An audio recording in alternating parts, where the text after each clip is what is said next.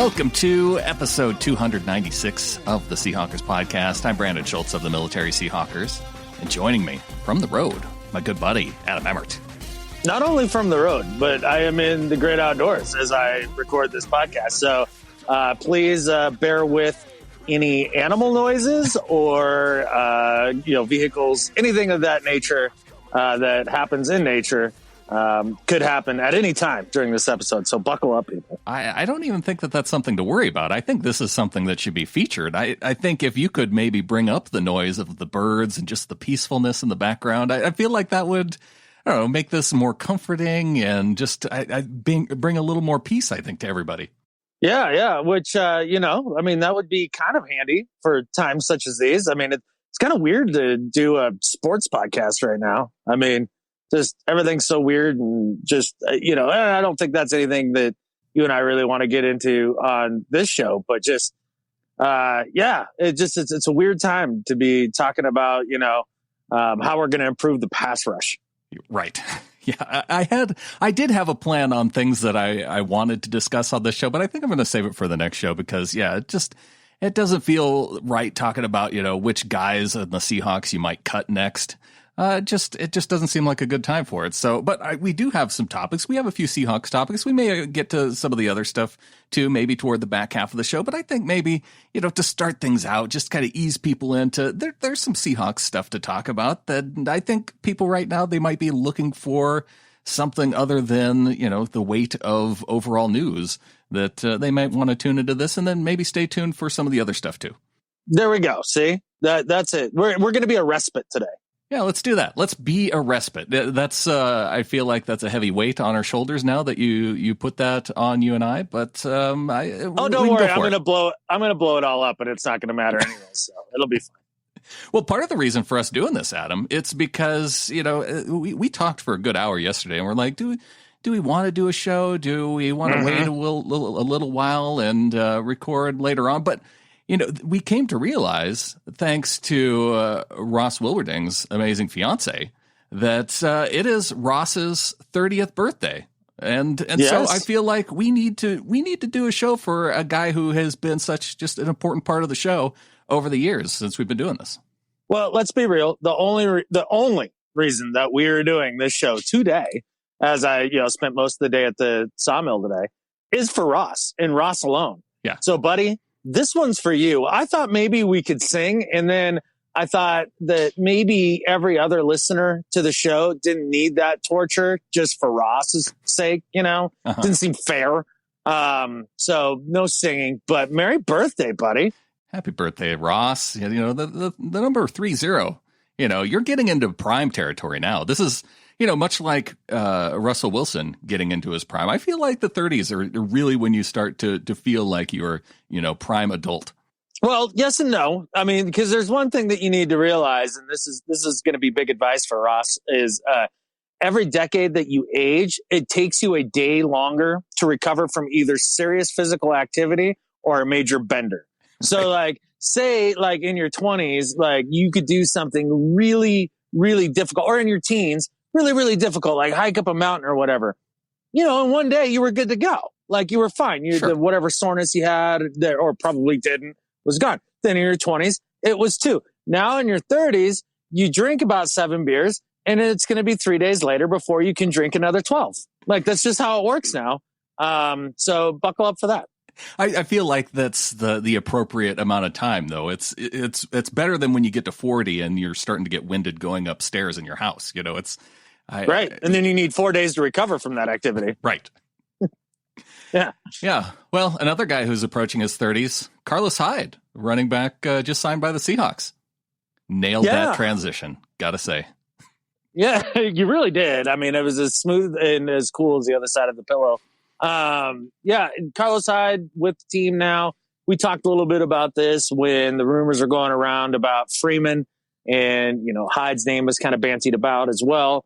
I think we had kind of both agreed that we would rather have seen Carlos Hyde, but to act like this is a difference maker of a signing, I don't really think so. I mean, is he better than Chris Carson? Don't think so. Oh, no. Is he a decent complement / backup to Chris Carson? Sure. I mean, to help take the load off and especially if you start to believe some of these reports about Penny, which somehow he's never coming back ever. Like, and he'll probably like wither away and die with one bad knee because he can't like apparently heal.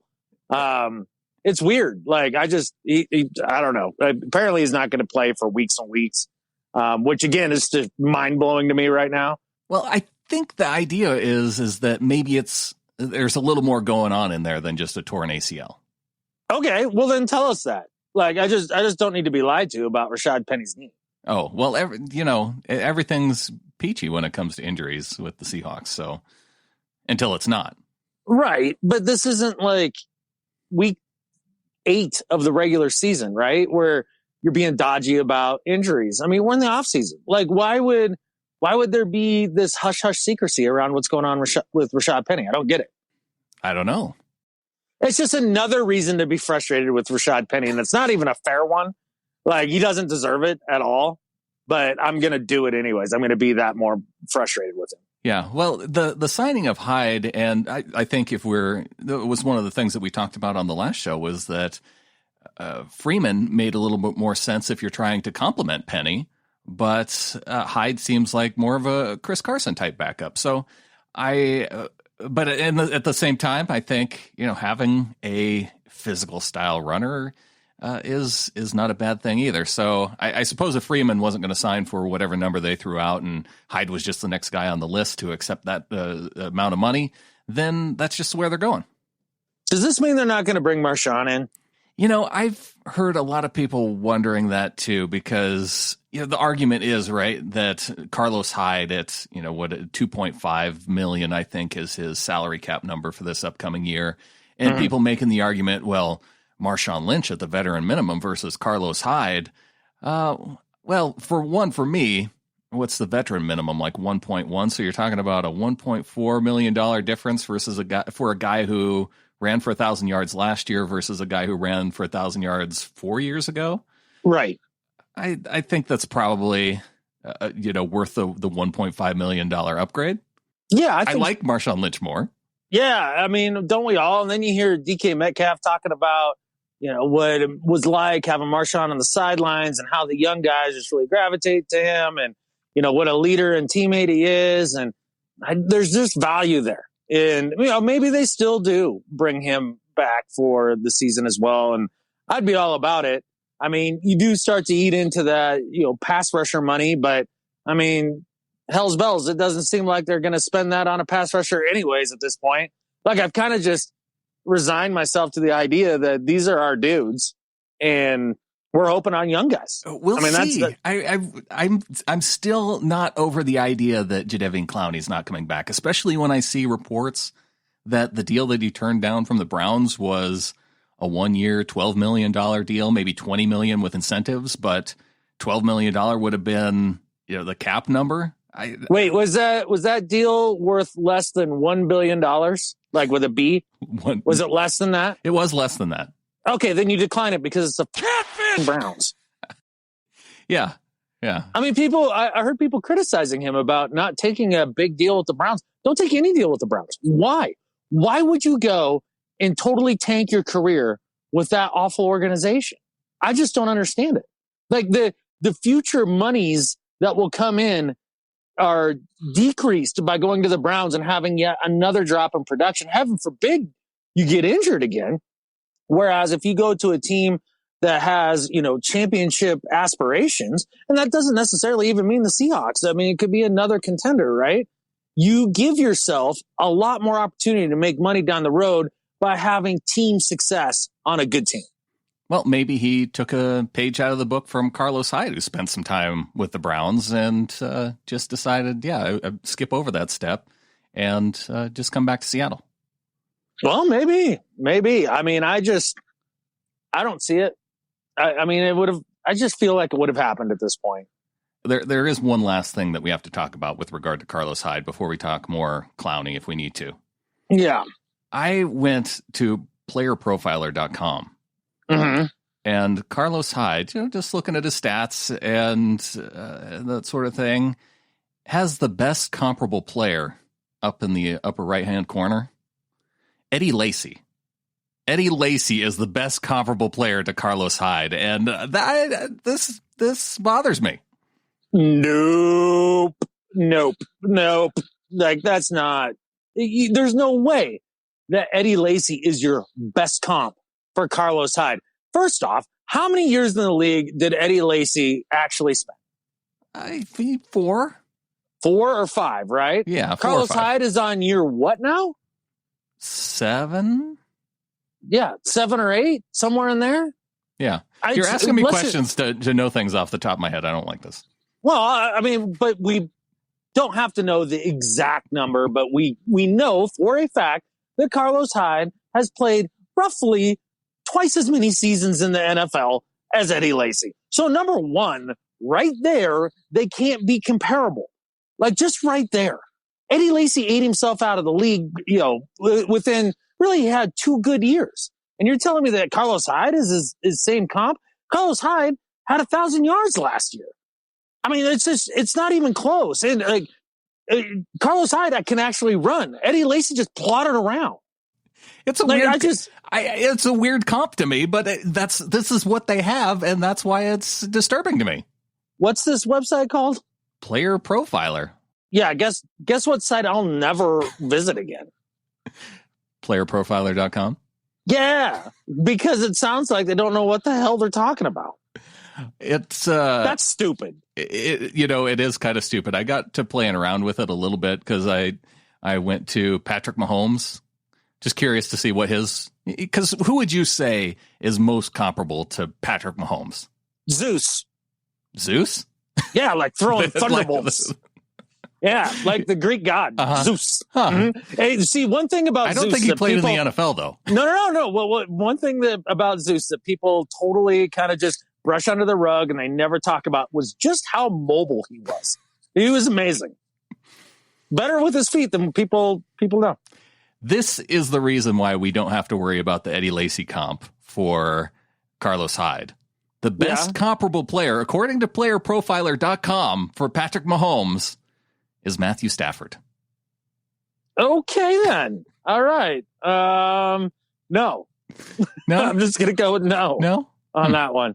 Look, and I do think Matt Stafford gets kind of a bum rep. I think he's a little better than people realize, but he is certainly no Patrick Mahomes. He's not Patrick Mahomes. But when you click on Matthew Stafford, the best comparable player is Jay Cutler.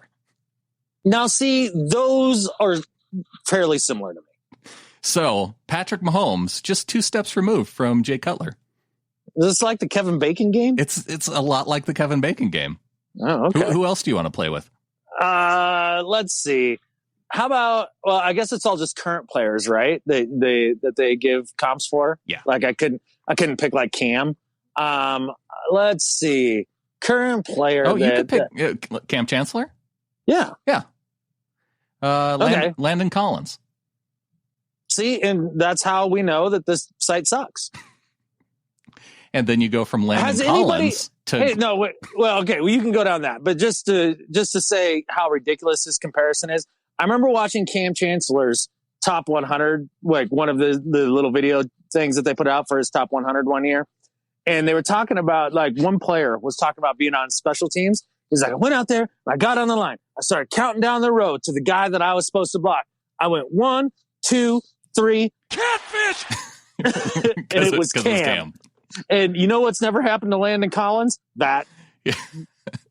Well, I'm starting to get the sense that with the legendary players, this site could have some trouble because guys that really have no comparison, who are you going to compare them with?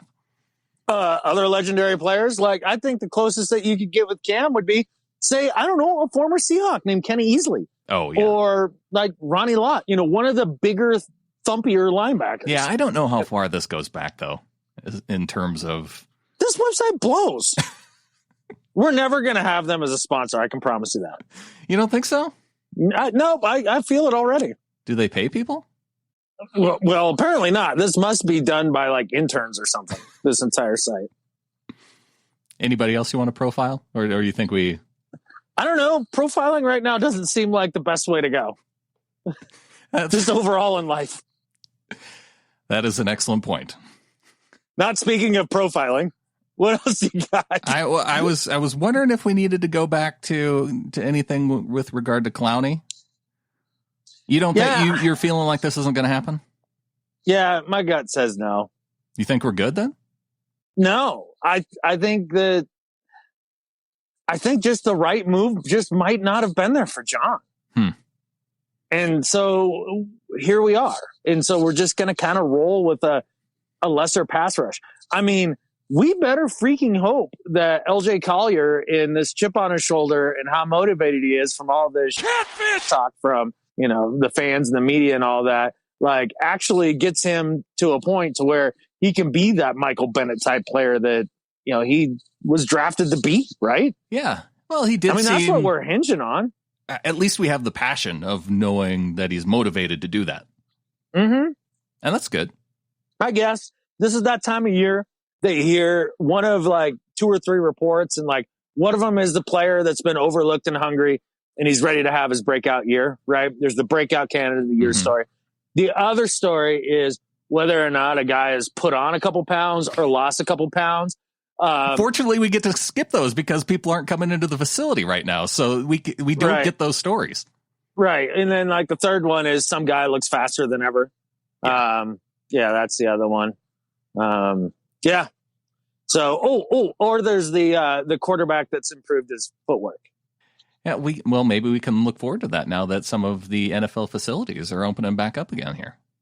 Yeah, that's true. And, it does feel like it's probably about time for that. I mean, kind of the point of the lockdown and everything was to flatten the curve. Curve has been flattened.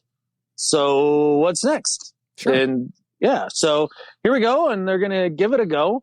I think if there's one thing that the events of the last, few weeks have shown us is that we need football. I need football. We need football. Please give me football. Football, come back. Please, please, please let there be a season. I need you, football. My other takeaway from it is that large gatherings seem to be okay. If you're outside.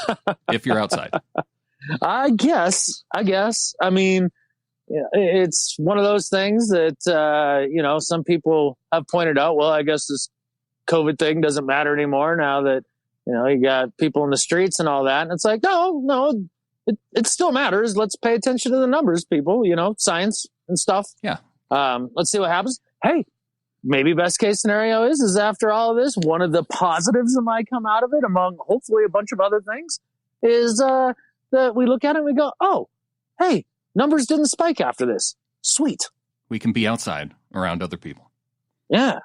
Yeah, that'd be all right. Yelling. Right. Yeah. Sometimes just in very close proximity to one another. Yeah. Let's just hope that come the NFL season, people will be yelling in sports hate rather than like actual hate. Yeah. That'd be great. We can cross our fingers for that. Hey, speaking of a guy who I think of when it comes to sports hate. Yeah. Pete Prisco. Yeah. Nailing the transition once again. You know what? Whatever you get paid for this, you should get double. So like $3. Because you're awesome. Thanks, dude. Yeah. I'm looking for the positive reinforcement this week. There we go. Yeah. I just need some of that. There you go. I don't know if that means we need to bring up the Prisco's World Sounder or not, but I'll leave it to myself in post-production if I can fit that in. No, we're doing it. Everybody needs to smile today. Roll it. La la la la, la la la la, Prisco's World. La la la la, la la la la, Prisco's World. Frisco has his hot tastes and nothing more. That's Prisco's World. Well, in Prisco's world, Adam. Yeah, what the hell is going on in Prisco's world? Because this is usually a warped, delusional place. What's going on? It's interesting times, and it's the time for Pete Prisco's top 100 NFL players of 2020. Okay, all right. Let me guess. Ryan Tannehill is ranked above Russell Carrington Wilson. No, sir. Okay, he's ranked 3 spots above Russell Carrington Wilson. I do not know if Tannehill is on this list. Well, okay, then it's got to be some other guy. Drew Lock is ranked higher than Russell Carrington was. Where is the site? What has he done now? No. Well, I think you'll enjoy this. When I did a search through this list for the name Ryan, Matt Ryan was the first one to come up, and he came in at number 70. Number 70th quarterback in the world? 70th NFL player in his top 100. No, in all of the NFL? I feel like that's an okay spot to put Matt Ryan. Who? Let's get to the more important one. Okay, because I don't know who that guy is. Yeah, all right. Russell Carrington Wilson, Adam, is number 3 in the top 100. Okay, now, did Pete Prisco have a stroke? Does he smell toast right now? I think he's okay. Are we sure? How about brain aneurysm? Have we checked him for that?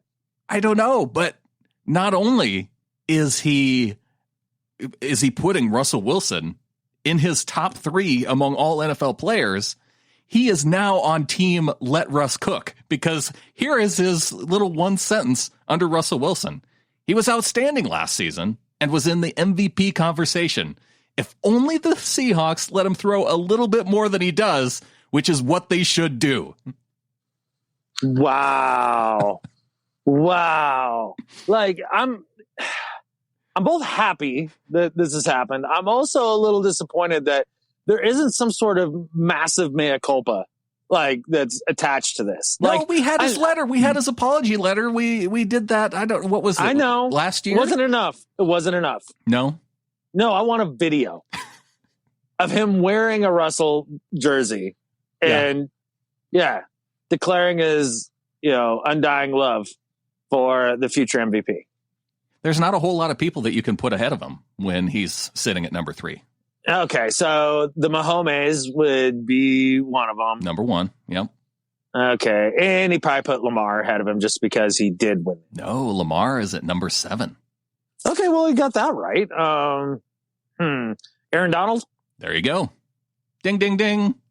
Yeah, Aaron Donald didn't have the second best player in the NFL kind of season last year. He just didn't. No, this is for 2020. Okay, what makes him think that he's going to have that this year then? What else? Did the talent around him get better? Did the coaching get better? Did anything on the Rams get better? Oh, I think we know the answer to that. No. Still Aaron Donald. Well, okay, cool. An aging Aaron Donald with less and less help around him. And he lost his defensive mastermind that unleashed him in Wade Phillips. That's true. He's gonna have a harder time. I'd still like to have Aaron Donald on my team. Kind of. Not because he's not talented, but just gross. I mean, I just don't. He want has been wearing Rams. a Rams jersey. That's the problem. Yeah. That would feel a little gross. Do we have any former Rams on the Seahawks? Not legit ones. No, we may end up with Clay Matthews. That doesn't count. No, you'll always think of him as a Packer, right? Oh, yeah. Did he ever get paid, Clay? I don't. Let's see. Him and Gurley, Him right? and Gurley, yeah. I don't think Gurley ever got paid. Yeah. So the Rams are now shirking on their contracts too. Yeah. What a disgusting organization. Maybe they saved all that money to buy that new shitty logo. Yeah, the Rams are a disaster right now. It might be one of my favorite off-season stories. Yeah. I've seen people pick them as a dark horse playoff team. What? I know. I mean, that's a pretty dark horse. Did you know that Jared Goff is like the third highest paid player in the league this year? Is he third now? I thought he was number 1. Oh, maybe he's number 1. I know he's up there. He was number 1 before free agency started.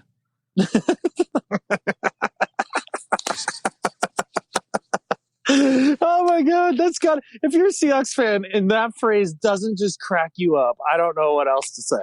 And for being one of the top paid players, probably top 3 at least in the NFL, not in Pete Prisco's top 100, as it turns out. Wait, what? No way. I know. It's a huge surprise. Yeah.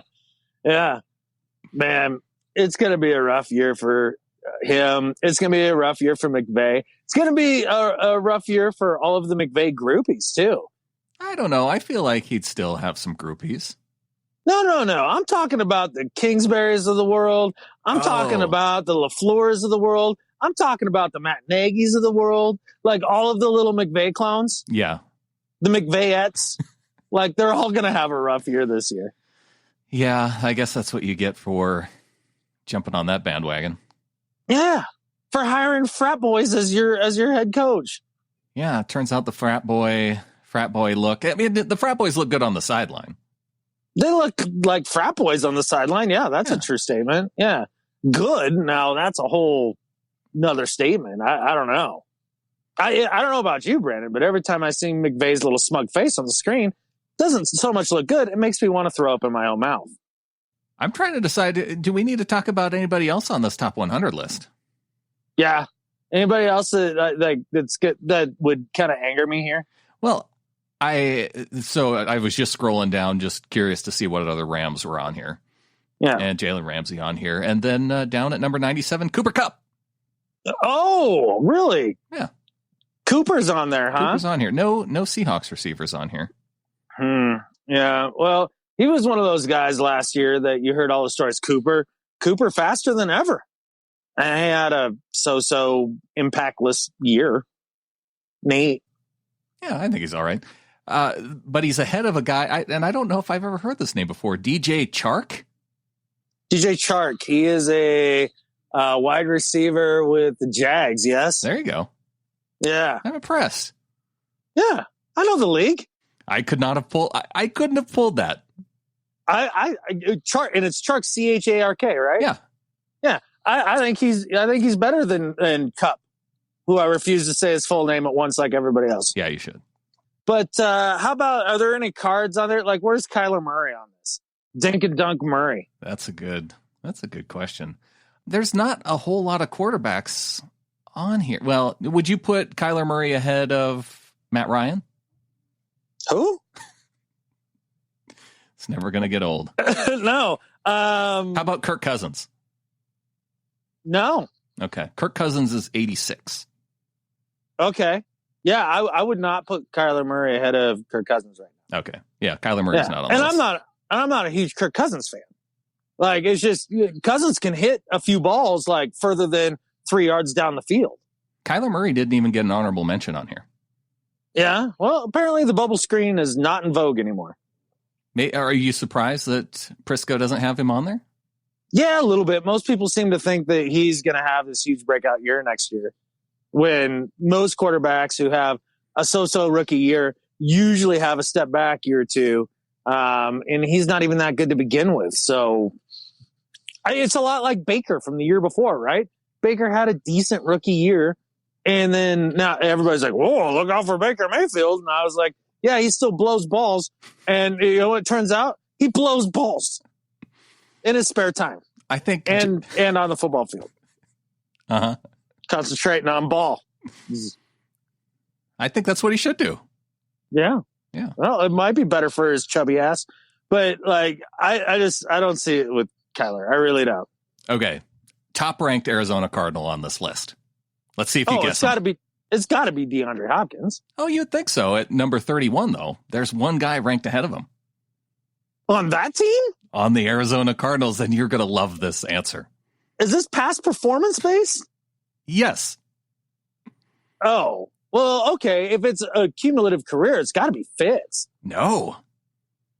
He does not have Patrick Peterson then. It's not Patrick Peterson either. They don't have anybody else.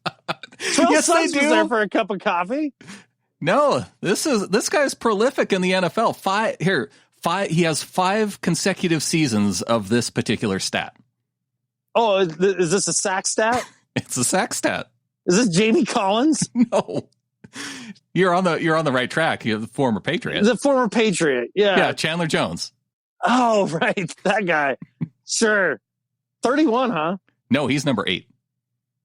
He's not number 8 on the list. He is number 8 behind Lamar Jackson. No, 31 was DeAndre Hopkins. Did Chandler Jones somehow inherit all of Eric Weddle's false hype? Like, is that now that Eric Weddle's out of the league, did that all just transfer over to Chandler Jones now? Yeah. Where everybody says he's awesome when he's just a mediocre player? Because when you think of the top outside linebacker in the NFL, your name, the name that immediately comes to mind is Chandler Jones. He is not listed over Khalil Mack. Khalil Mack is number 9. Oh, okay. We're back in Prisco's world, Adam. All right. Here's the thing. Now this all makes sense, because he's got Russell at 3, which that's out of character. I don't know how he pulled Chandler Jones in at number 8. That's legitimately a monster mistake. Yeah, I think it's clear. He can't use the right side of his body anymore. He wrote this with his left hand instead of his right because he suffered a massive stroke. And he just can't use that half of his body anymore. Well, he can only use half of his brain too, apparently. There is something seriously wrong with Pete. You think he went crazy? We have to be worried about him. He's on the watch list, but I think as Seahawks fans, we can at least be happy. I guess. Yeah. Only 2 Seahawks made the list, so I mean, there's that disappointment to be had. Bobby Wagner is the top-ranked middle linebacker on the list. Oh, well, okay. Number 38 seems a little low, but... Yeah, I would say. Yeah, interesting list by Pete. Thanks for that. Gave us something to talk about right now.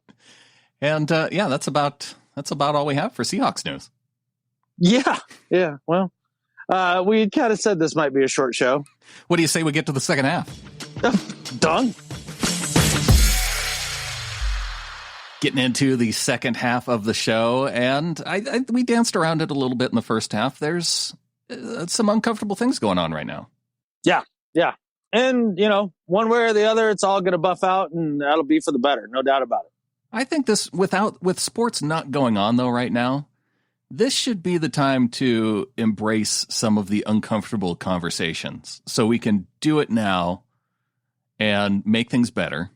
Well, maybe people can't be quite as distracted by some of the other things that they're usually distracted by, like sports. Yeah. Hey, maybe that's it. Okay. Have some empathy. Stop calling people morons. Listen to one another. Talk to one another. And, it'll be uncomfortable for a little bit, but we could do it. Yeah, but maybe everybody will get better. I think it's an outstanding goal. So right now, as a nation, what we're striving for is to do better. There you go. All right. Well, there's my do better this week, and that's great because I didn't have either a better life or do better. So there you go. Some people you just need to tell to do better, and they go, "Oh, okay."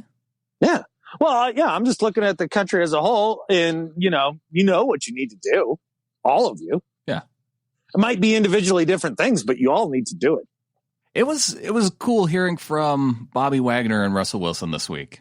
I didn't listen. I've been trying to not get sucked into celebrity/athlete opinions about all of this stuff and just try to kind of come to, my own conclusions and ideas of, what I can do and how to, better myself too and all that. And so, yeah, I've kind of stayed away. So I'm curious as to what the great Bobby and Russ were saying. Well, it's just what Russ was cooking. It was just listening to their experiences, and I can understand the anti-celebrity, I guess if you'd call it that, but that sentiment that because I think with conversations like this, it's much easier to have them in a one-on-one setting where you can get feedback from people rather than just the one-way communication, right?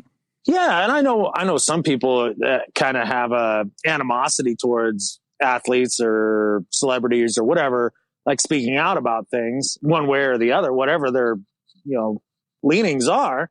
I don't feel that way at all. It's just I don't particularly need to hear their voices right now to know the types of things that I'm taking away from current events. So I just have kind of filtered it out. Yeah. But I'm not mad about it. Well, I also think that maybe you are farther down the road than particular topics that, because we were talking about the issues with Kaepernick when those came up. And so now I feel like, because you and I have talked through these issues, we've now moved down the road. And I think there's some people that still, they weren't ready to necessarily have that conversation before, and maybe now they're starting to see that, and maybe it wasn't a great idea to kind of block that out, and maybe it is time to deal with that, just on a personal level. Yeah. Well, I mean, I hope so. I hope that each and every time that we have to circle back like this, that more and more people kind of come to their senses in a lot of different ways and go outside of themselves to listen to the people that completely differ with their opinion. I guess what I'm trying to get at, and we'll try not to beat around the bush so we don't have to talk about this forever because nobody really cares what we think. But there's just this, overall... and I don't know if I'd take that approach either, Adam, because you and I are accessible. People can email us and we can bring it up on the show. We can talk through it. It's different about getting it from, guys like Russell Wilson and Bobby Wagner, who, the people who are, we're listening to them, but we don't have the two-way communication. We can open up two-way communication here. Right. And so basically, I mean, kind of what I'm getting at is, 90% of protesters aren't bad people and looters. They have a legit point that it's time to really listen to, take seriously, and see if we can, find a way to do things better on their behalf. And then also 90% of law enforcement that are out there do a really hard job, and they're really trying to get this stuff right. And they usually do. But there's that 10% that really don't. And it's a big problem, Yeah. But let's not forget, because I've got, family that, serve in that capacity or have. And, they're good people trying really hard to protect and serve. And so as long as we can keep that in mind, that, 90% of the protesters are good people trying to make a point that desperately needs to be made. And 90% of cops want to do the right thing and really protect and serve. If we can have that conversation back and forth between kind of those two sides of the coin on this, then we can probably find a path forward and really genuinely do better. Yeah, I think that is 90% is a pretty good majority to. It is. Well, so kind of my thought is, and the reason I say the 90% number is I don't care how you divide up a group of people. I really don't. You could divide them up by how long their toenails are. You could divide them up by occupation. You could divide them up on whether or not they like the Golden Girls, right? You could take that group of people, and I promise you 90% of them are going to be good people and 10% are going to be dicks. Because there's 10% of any group are always dicks. It's just how it is. And it's part of human nature. So how do we deal with that? Tell them to stop being a-holes. Yeah, let's not let the a-holes get us off track to really working together and making things better. You know who's not an a-hole? Bobby Wagner and Russell Wilson? Them too, but our new members of the flock. Oh, yeah. No, they're what's the opposite of a-hole? Really cool people? Yeah. So little flockers people was I'd like the to answer. Hang out with? Yeah. Yeah. Should I go back and should we retake that? Yeah. Because what I meant to say was little flockers. There it is. Now you nailed it. Okay. Let's hear about these new opposite of little a-holes, little flockers. Peter Aderland came in at $5 a month. Welcome to the flock to Peter. Yeah, welcome, man. Appreciate it. I mean, it's a tough time to be donating money. So, like I said, we mentioned this on the last show that I expected things to be worse, and it's actually pretty good. Yeah, it is. Ryan Curtin also came in. Welcome to Flock to Ryan, in at $12.12 for a month. And I sent him a Facebook invite, so we'll see if he comes into our Ring of Honor group. Okay, so I take back one of my previous statements. I said, I don't care how you divide up a group of people. 90% are going to be cool and 10% are going to be dicks. There's one exception, and that is the Ring of Honor. It is 105% awesome people. 105%. Yeah, more than 100. Because the people who have come in and then left for whatever reason. Don't question it. They're still awesome. It. Yeah. I think that's how I'm just trying to figure out the math that gets us to 105%. And I think that's how you do it. Well, here's another thing you got to try to do math on. I'm convinced that 80% of the population is below average. I know that doesn't statistically work out, but it feels that way. I think George Carlin had a good joke about that, didn't he? I don't know. Maybe he did. Yeah, if he did, then I just stole that. Now I feel terrible. I think he said, think of how dumb the average person is and realize half the people are dumber than that. Okay, so not the exact same joke. I wasn't stealing from the late great George. Okay, man, he's a guy I'd like to have around right now. Yeah, man. Peak George right now would be pretty good. I'll be honest, like when a lot of these celebrity deaths happen and all that, not real shook by him. I should have teared when George died. Yeah. I don't have a good transition for that one. So now I'm like 70%.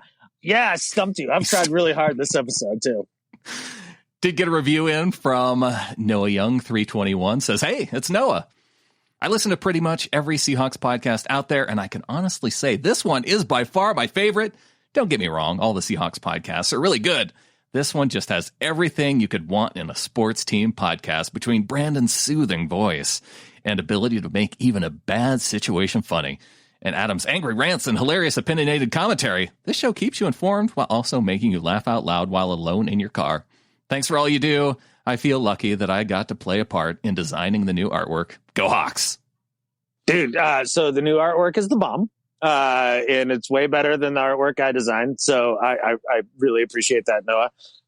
Secondly, that's the awesome review because he hit everything on a positive note. He didn't even have to dog the other podcasts, which are in their own right good. But then he still managed to, point out that, we're the best. So appreciate that. I do like that attitude toward our fellow Seahawks podcasters because, I mean, it's a Seahawks podcast. How can it be bad? No, and the other thing too is what's cool about most of the other podcasts is we all kind of have our own lanes, right? Like there's the guys that are a little more, X's and O's and analytical and, hot take guys and all that stuff, right? And then, we're kind of in our, middle-aged white guy dad joke lane. And we crush it at that. We have crushed that lane. We dominate the space. And nobody can come for us in that area. No. Yeah. That reminds me, I went on the Channel 12, the Seahawks podcast for Channel 12, and went on with Alan, and we had a good Seahawks chat. Oh, right on, man. Well, I hope that was a good time. It was a good time. Sweet. James came in through Facebook, says, I listened to the latest episode, and after listening to Adam talk about doing the pod as a hobby, it got me thinking that if both of you wanted to cover football full-time as a career, you definitely could. I've been following Seahawks Twitter for a little over a year, and all I've learned is that these so-called experts who blog and catfish about everything as a career don't know jack catfish.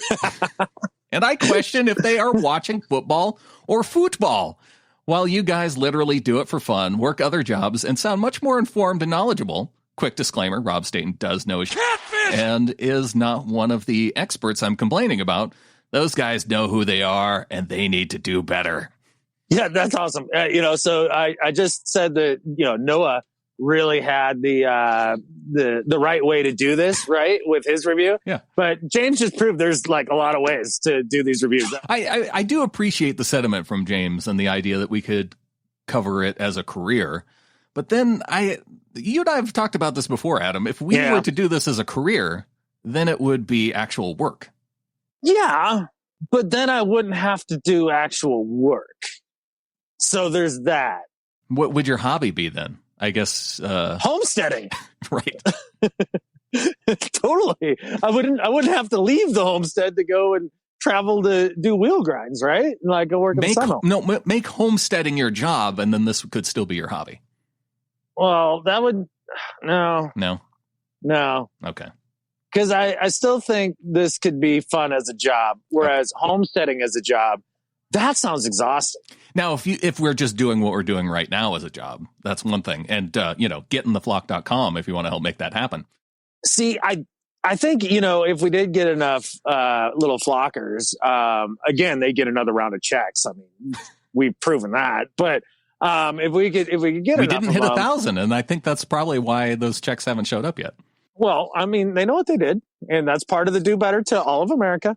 They need to get in the flock. But, if we did kind of get to that range, then, and I didn't have to go and work in the mill, we could do like 2, maybe even 3 shows a week. Well, let's set it for a goal. Yeah, I like it. We've got 7 years behind us. Maybe in the next 7 years we can make that happen.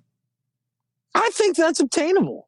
You know, when we started this in 2013, Adam, covering this as a hobby, you had Hawk Blogger, Rob Staten. I think he was out there doing his blog. But a little bit. For audio, there weren't a lot of options. No. Seahawks Nest guys, I think, started around the same time as us. Yeah, just slightly behind us, but not by much, by maybe like a couple weeks. I mean, Joe Rogan got his big deal from Spotify. Maybe we'll get noticed by Spotify here sometime.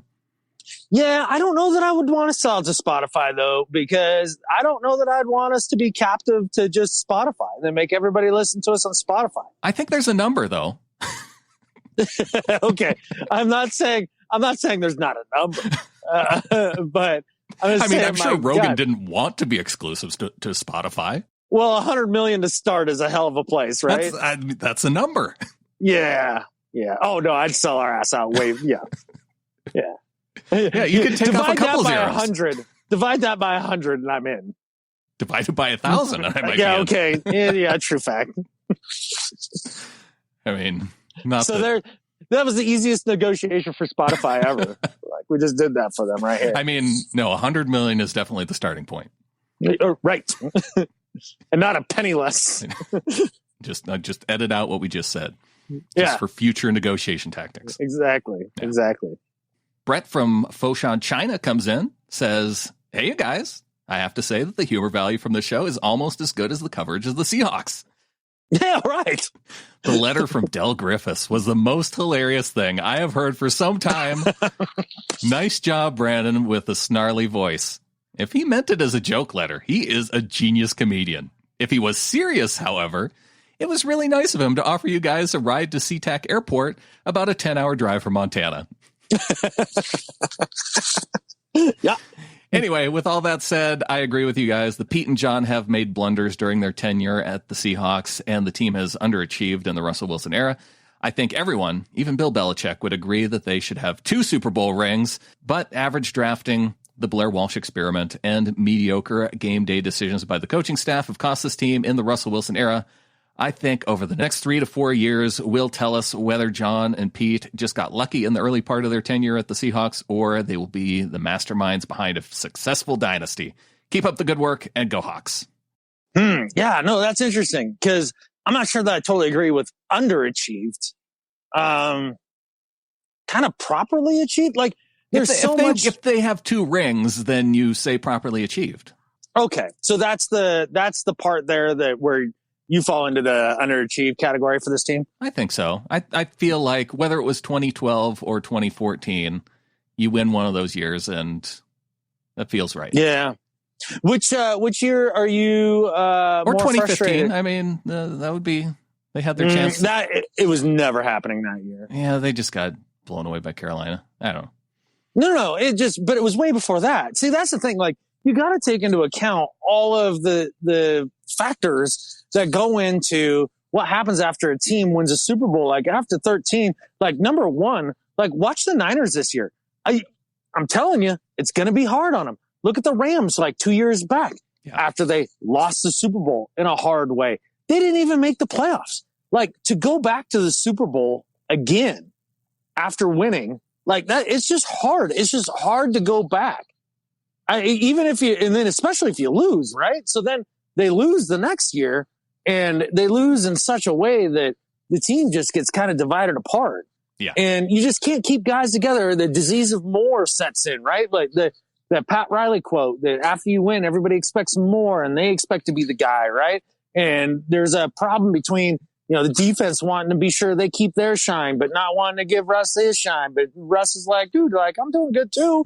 And like, just all of that, right? And then contracts and egos and then the hit or miss prospect that is the draft. And then the idea that they've actually kept this team competitive going through all of that, not having a year in there with a losing record. I don't know how you can say underachieved as a whole for the body of work. Right. Yeah, I'm with you there. It's just hard. I just think it's harder than most people give. People look at the Patriots and Bill Belichick and his ability to keep all that together for so long, and it's ruined it for everybody else. It's an impossible standard. Well, okay, and that's fine. Like, put Bill Belichick with Tom Brady in the NFC West over the 16 years that they had their run. And I bet you they're down to 2 Super Bowls. Yeah. I almost guarantee it. I mean, when you have a division that hands you, 8 wins a year, it makes it a lot easier. Yeah. Well, even go back to the 49ers dynasty years. Who did they have to compete with? They were competing with the Cowboys for the portion of the 90s, but nobody in their division that they had to worry about. I mean, the Rams were pretty good there for a minute. The Saints had a good team like 1 year.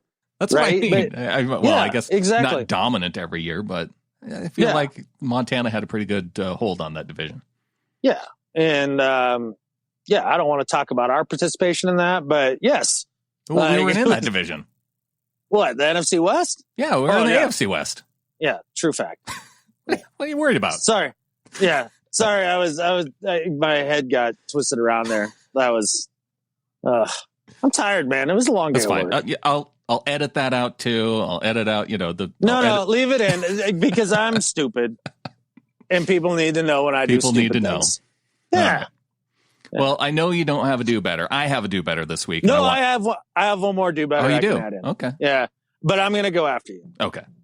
Well, my do better this week, Adam, I know a while back, I think you gave Russ a Better at Life nod for saying he was going to donate 1 million meals to the Seattle area. Does that ring a bell? Okay.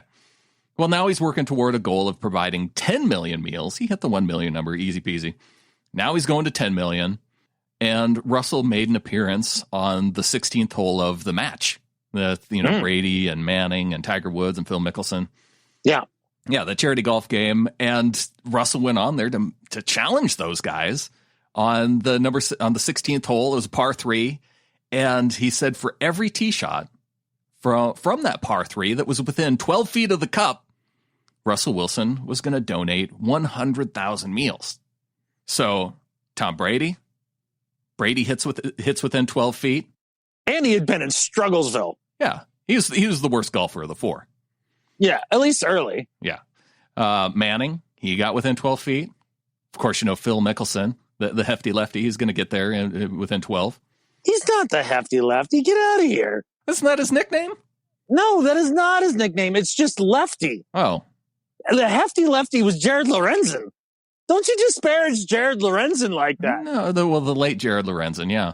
I know. You sullied his memory. No, by trying to give it. You tried to give his nickname away to Phil. I'm sorry. Yeah. I should. Yeah. If you wanted to come up with some sort of new nickname for Phil, you needed to make something to do with big calves rhyme with lefty. Then you would have had it. No, I'm pretty sure there's other golfers on the tour that call him hefty. I don't think so. This doesn't matter because Phil is not Who's fat shaming Phil? That's what I want to know. Is it Rory McIlroy? I bet it's Rory McIlroy. It's not Rory. He seems like that kind of guy. No, it is a winner though. I think he won the British. I think he won the Open back in the day. Or no, he was a PGA Tour. He won the PGA. That's not a real major. Steve Elkington. Steve Elkington calls him hefty. Oh, well, Steve Elkington, whatever with him. I like Elk. He was I like Elk too, but I don't like Steve Elkington if he's making fun of Phil. What the hell has he done compared to Phil? Well, that's a good point. Yeah. Sure, you had a buttery smooth swing. Neat. But you could barely hit it out of your own shadow because you played like a finesse player. You were basically the West Coast offensive golf. Wow. Eat it, Steve Elkington. Wow. Going to have the Aussies coming for you now. Oh, well, that doesn't sound good. I like Aussies. Yeah, I know. Except for Steve Elkington. He's part of the 10% there. He wasn't the guy. I wasn't going after Elk. I wasn't going after Phil or Brady or Manning. The guy I'm going after, though, Adam, is Tiger Woods, the only one of the 3 who didn't make it within 12 feet, costing 100,000 meals to Russell Wilson's goal of 10 million. Tiger Woods, do better. No kidding. How selfish is Tiger Woods? He tried to get all the women to be his in the country, and now he won't even help Russ out to give 100,000 more meals to the hungry. Tiger Woods is selfish. That's what I get out of this. I'm disappointed. He should make up whatever difference that needs to be made up to get to 10 million. Yeah. Tiger needs to cover that, and I will rescind my do better. No, you won't. Yeah, I'll rescind it. He still needs to do it, and you won't rescind it because he knows what he did. I guess I'm a carrot guy, and you're a stick guy. Well, it depends on the day, But today I'm a little extra surly, and I have reasons for that. Okay. Yeah. And the reasons for that is for my second do better. And I told you a little about this yesterday, Brandon. I didn't think that I was going to talk about it on the podcast, but it's almost too funny to share. So, not share. So it just has to happen. My do better this week is for the dick tick. That's right. You heard me right. That was while I was driving down the street, going to the convenience store, minding my own damn business, when all of a sudden I felt a pain in a place a man shouldn't feel pain. Reached down there and something had clamped on. Yeah, exactly where you think it did. And I had to sit and battle him until I could finally get him off of my most favorite body part. And once I finally did, he left a bloody scene, and I had to wad him up in a business card, go in and buy a cigarette lighter so I could light his ass on fire in the parking lot for what he did. That was an unnecessary act of aggression out of nowhere. I did nothing to that dick tick, and somehow I had to suffer his wrath. So for that little fiery bastard, do better. If we knew what a murder hornet trap looked like and you could leave the tick as bait, I feel like that would have been the appropriate punishment. That would have been a more appropriate punishment. It would have been a 2020 type punishment. Yes, rather than a medieval one. Mm-hmm. Yeah, where I basically just, I torched him like Joan of Arc. Yeah. That was, I don't know what happened there. I've definitely had, being out in Montana and trooping around the woods, I've definitely had a lot of ticks on me in my day. And they usually just kind of crawl up your body until they kind of get to your neck, trying to get into your hair, right? Yeah. And you feel them and you pull them off. They don't bite you. They don't do anything. You just throw them off and then you're done. I want to know why you're walking around the woods with your lower half uncovered. That's all I need to know. Look, when you're on your own property and you're out in the middle of nowhere, you can do whatever you want. And I just, wanted the bush to be free in the bush. Is that okay? We all make our choices. Yeah. And now I know better. Well, let's close this off with better. I think I'm done talking about it. Good. All right. Sorry. I don't know. You might want to edit that one out, actually. No. Out of all the edit outs. Let's leave it in.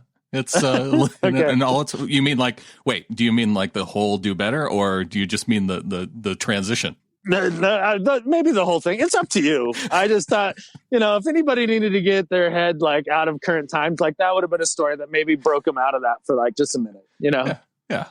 It's a public service is really what I'm getting at. And during tick season, cover yourself appropriately in the woods. Yeah. And even if you don't, check yourself there, often, apparently. Yeah, before that thing wrecks yourself. Yeah. All right, on to better life. Yeah. Let's close this out with some inspiring words from Pete Carroll. He is my better life this week, and here's his statement. It says, "We are living in the midst of a cultural transformation, and we never needed it more than now. Racial tensions are elevating to unprecedented levels as black men and women continue to be murdered and mistreated in unjust fashion. The impact of the pandemic has seemingly faded into the background as we process and react to yet another horrific tragedy. These days are challenging and call on us to search our souls. The current tumultuous time of racial injustice has led to protests that have demonstrated extraordinary images of diversity and solidarity. Out of this moment, let us seize the opportunity to discover a new caring, one grounded in a new awareness, a new compassion, a new empathy. This philosophy will guide our decision-making as we rebuild our communities, reform our institutions, and demand justice for all. While there are many ways to contribute to the change, we can start by making a heartfelt commitment to treat all people equally and with the respect they deserve. The fundamental place to begin is to treat others like you wish to be treated. Please consider living out a renewed commitment to empathy. Make a conscious effort to listen, to understand, to care, and to build bridges. Be a part of this cultural transformation by moving toward a new caring for others. Together we can capture this moment and create a culture of new empathy. One day at a time, one person at a time. Pete Carroll, June 3rd, 2020. Yeah, Pete Carroll, better at life than Skip Bayless, no doubt. I don't even know why we tried to address it at all. Because we had Pete. We had Pete. We could have just left it to Pete. Yeah, because, he nailed it. That everything I was saying before, you can disregard that because what I was trying to say was that. Is what Pete said. Yeah. Yeah. He can be more eloquent at times. I mean, that's what Pete said. And it was good. Well, Adam, before we get on out of here, it is the start of the month. And usually around this time, we want to thank our contributors at $12 and above. So let's get on out here by doing that. All of my favorite people. Keith Ketover, a.k.a. Flocktimus Prime, University of Cybertron, Little Flockers, Roll Out. DCH from Sparks, Nevada, the University of Montana Grizzlies.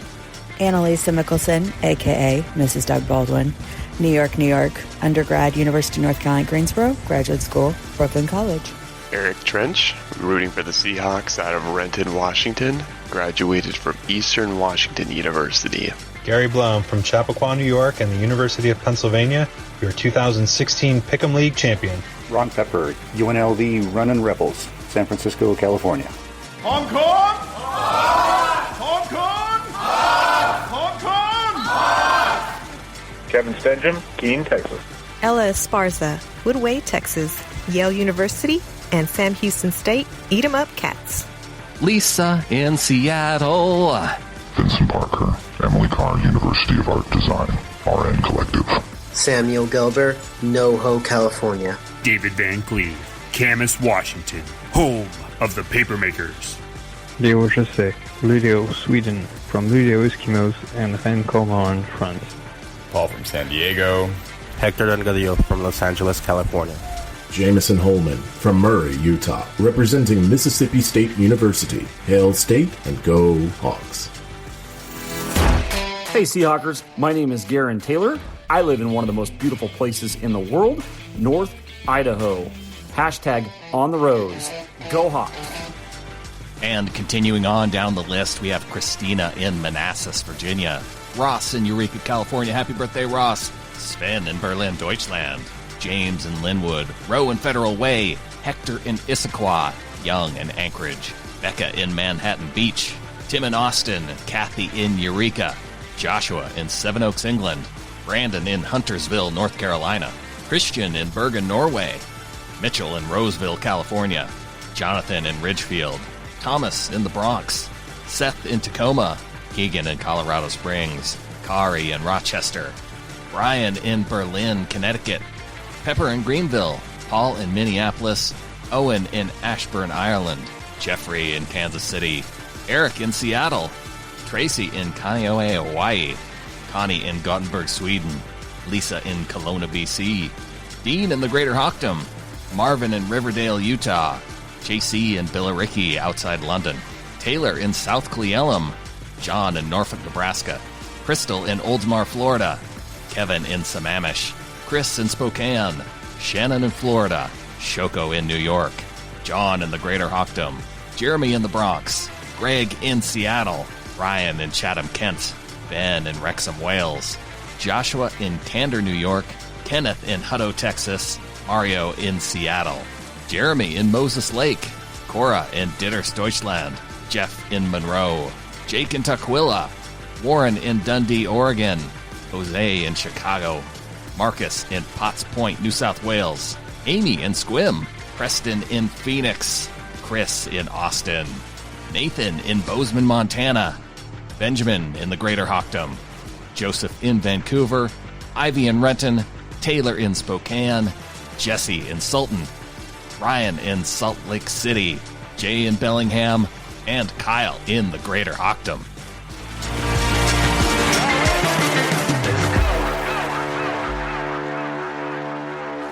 A big thanks to everyone who helps to keep this show going month after month. It's been, a bit of a rough go for everybody, but, you guys are helping us keep this going. And, of course, once again, happy 30th birthday to Ross. Oh, dude.